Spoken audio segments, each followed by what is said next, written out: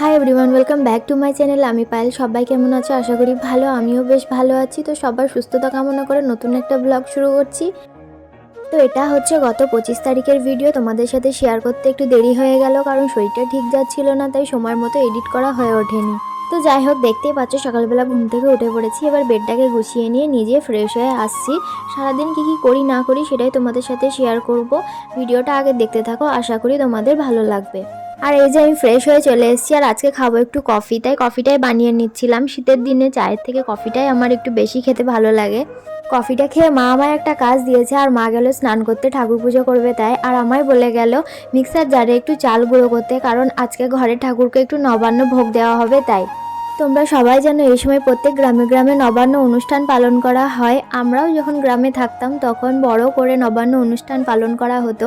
আত্মীয় স্বজন সবাই মিলে বেশ রান্না বান্না খাওয়া দাওয়া জমজমাট করে করা হতো।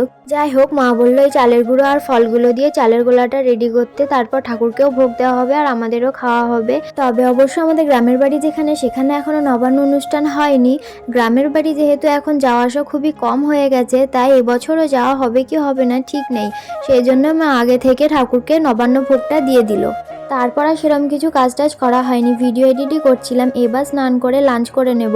দেখতেই পাচ্ছ আজকে লাঞ্চের মেনুতে আছে ভাত, পাশে ওটা 4-5 রকমের সবজি দিয়ে একটা তরকারি, ভোলা মাছের ঝাল আর চুনো মাছের টক। ভোলা মাছ কার কার খেতে ভালো লাগে বলবে, আমার তো বেশ ভালো লাগে।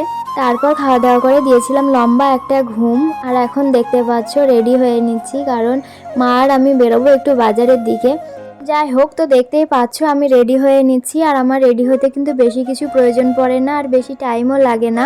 তো দেখো, ড্রেসটা পরে চুলটা বেঁধে নিয়েছি, আর একটু কাজল আর লিপস্টিক লাগিয়ে নেব, আর তারপর সিঁদুরটা পরে নিলেই ব্যাস আমি রেডি। আর তোমরা কমেন্টে বলো দেখি আমাকে সিম্পলভাবে রেডি হয়ে কেমন লাগছে।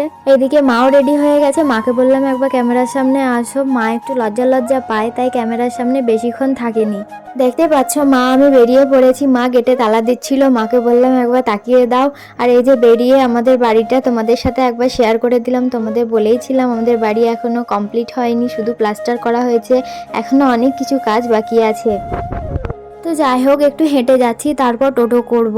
আমাদের বাড়ি থেকে কিন্তু বাজার বেশি দূর না, তাও আজ টোটো করে যাচ্ছি, কারণ বেরোতে অনেকটাই দেরি হয়ে গেছে। আর এখন তো তাড়াতাড়ি সন্ধ্যাও লেগে যায়, ফিরতে অনেকটাই অন্ধকার হয়ে যাবে, সেই জন্য টোটো করেই যাচ্ছি। বাজারেও একটু টুকিটাকি কাজ ছিল, সেগুলো করে তারপর গেলাম এটিএমে। আর তারপর সেখান থেকে গেলাম একটা শাড়ির দোকানে। আর এই যে এই শাড়িটা কিনলাম, বরমশাই দিল। কেমন হয়েছে শাড়িটা বলো? শাড়িটা হচ্ছে জামদানি শাড়ি, আর তার সাথে এই যে ব্লাউজের পিস রয়েছে। শাড়িটা কিন্তু খুবই সফট, আর ফোনের ক্যামেরার থেকে অরিজিনালে আরও সুন্দর লাগছে দেখতে। তো তোমাদের কেমন লাগলো বলো। হঠাৎ শাড়িটা কেনার পিছনে বিশেষ একটা কারণ রয়েছে, কিন্তু আমি এখন সেটা তোমাদের সাথে শেয়ার করব না।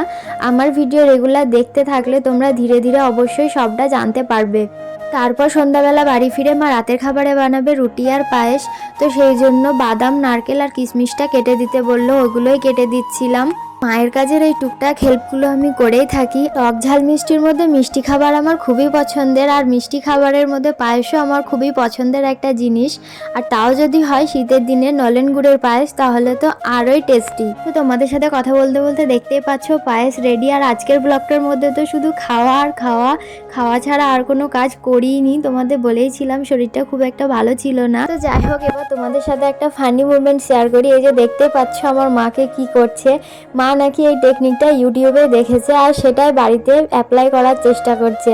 তো তার জন্য এই যে একটা টুল নিয়েছে, আর টুলটাকে পরাচ্ছে এখন একটা টি শার্ট। তারপর দেখো এই যে একটা বাস্কেট টাইপের রেডি হয়ে গেছে, আর এর মধ্যে বাবা সমস্ত জ্যাকেট সোয়েটারগুলো রেখে দেবে, কারণ বাবা বাড়ি এসে নিজের জিনিস কিছুই খুঁজে পায় না। তো তার জন্যই মা আরও এই টেকনিকটা চেষ্টা করে দেখলো। তবে হ্যাঁ, বেশ কাজের, তোমরাও একবার ট্রাই করে দেখতে পারো। তারপর দেখো এই যে আজকে রাতের খাবার পায়েস আর রুটি। আজকের ভিডিওটা তো শুধু খাওয়াতেই কেটে গেল। তো রাতের খাবার খেয়েই আজকে ব্লগটা শেষ করছি। আমার ভিডিও যদি তোমাদের ভালো লাগে তাহলে অবশ্যই লাইক, কমেন্ট, সাবস্ক্রাইব